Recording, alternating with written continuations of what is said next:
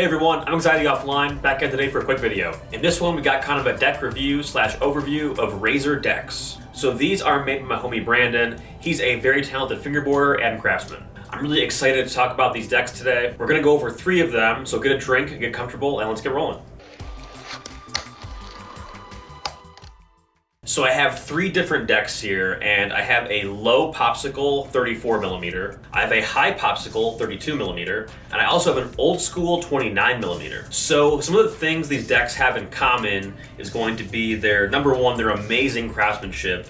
These things are flawless from tail to nose. They all look very, very cool. I have 3 different variants here. I have a painted graphic, a paper graphic, and a just plain, or this is a split ply, but just kind of a plain wood bottom with a clear coat, and all of them look so amazing. This is the finish I really strive for when making my own decks.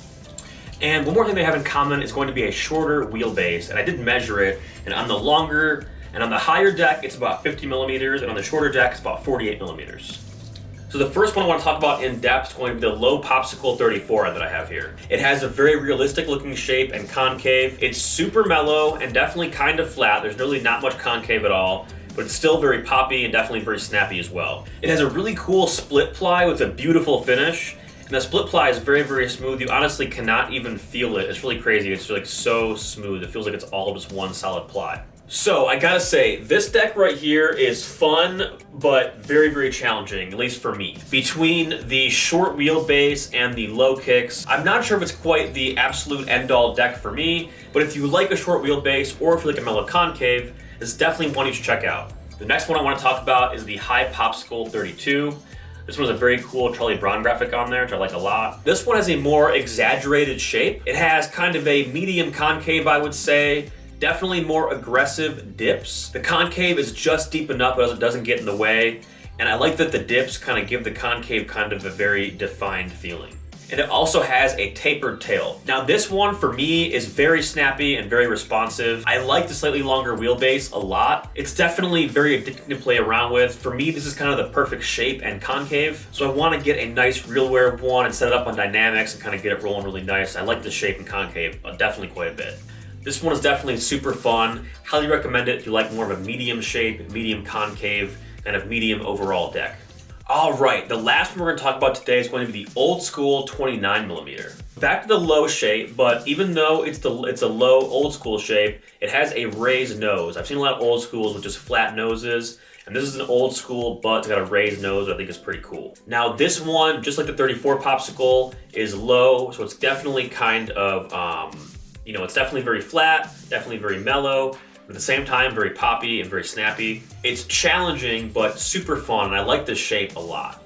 This one I've shredded quite a bit, and I like the raised nose on the old school shape a lot, because you can get some really nice fakie and nollie tricks, and they look really cool because of the old school shape.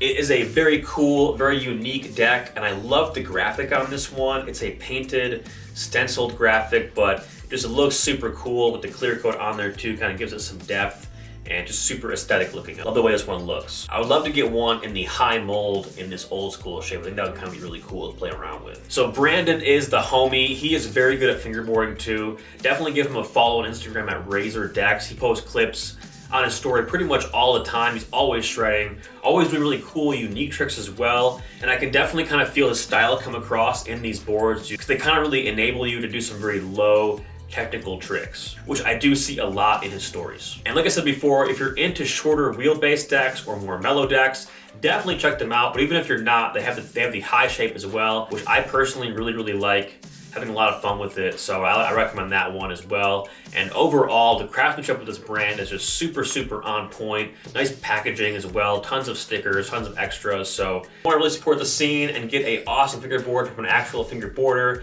hit up Razor Decks at razordecks.bigcartel.com. High quality, quick shipping, lots of awesome graphics. And like I said before, Brandon is the homie. You can't go wrong supporting a fellow fingerboarder.